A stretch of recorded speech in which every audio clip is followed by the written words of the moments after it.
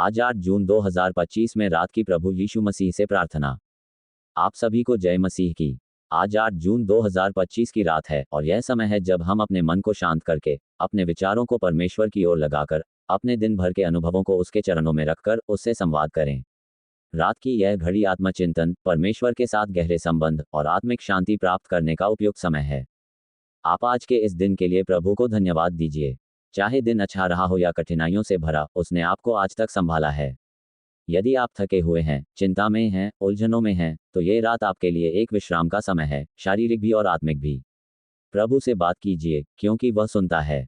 प्रभु यीशु, हम आपके सामने आकर इस दिन के लिए धन्यवाद करते हैं। आपने आज जो कुछ भी हमें दिया, जो अवसर मिले, जो रिश्ते मिले, जो काम हम कर सके, वह सब आपकी कृपा से ही संभव हुआ। यदि हमसे कुछ गलतियां हुई हैं, किसी से कठोर वचन कह दिए हों, किसी का दिल दुखाया हो, तो कृपया हमें क्षमा कीजिए।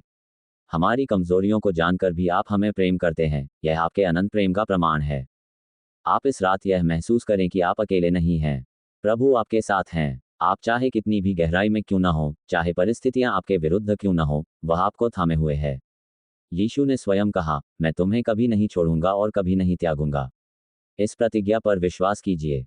जब रात को हम सोने जाते हैं, हम अपने चारों ओर अंधकार पाते हैं, लेकिन प्रभु का प्रकाश कभी नहीं बुझता। आप उस प्रकाश को अपने हृदय में आमंत्रित करें। यीशु मसीह वह ज्योति है जो अंधकार में चमकती है और अंधकार उसे रोक नहीं सकता। इस समय आप अपने परिवार के लिए प्रार्थना करें। उनके जीवन में प्रभु की सुरक्षा, शांति और आशीष बनी रहे।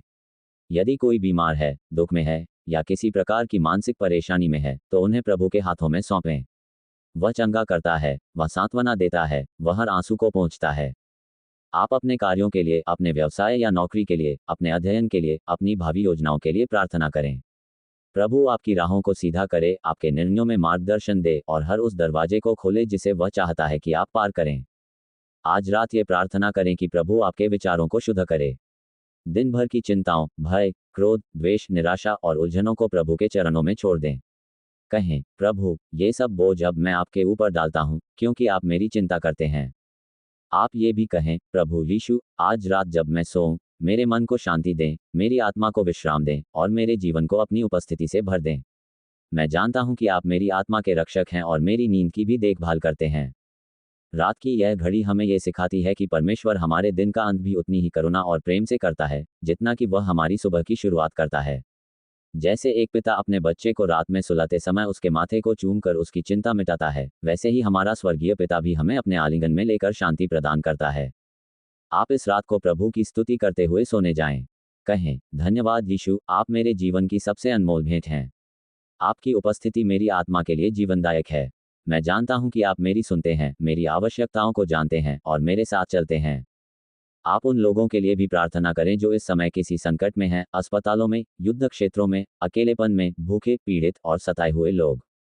प्रभु उनकी सहायता करें, उन्हें संबल दें और उनके लिए आशा की किरण बने। इस रात आप अपने हृदय में यह निश्चय करें कि कल एक नया दिन प्रभु के साथ शुरू होगा। आप कहें, प्रभु, मैं अपने कल को आपके हाथों में सौंपता हूँ। मेरी योजनाओं को आप अपनी इच्छा के अनुसार चलाए। मुझे मार्ग दिखाए और मेरे हर कदम को अपने प्रकाश से आलोकित कीजिए। और अब, जब आप इस दिन को समाप्त कर रहे हैं, एक गहरी सांस लें और प्रभु को धन्यवाद दें। अपने मन और आत्मा को प्रभु में विश्राम दें।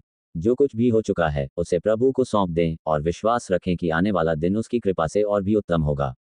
हे पिता परमेश्वर, इस प्रार्थना को हमारे उद्धारकर्ता प्रभु यीशु मसीह के नाम से मांगते हैं। आमीन।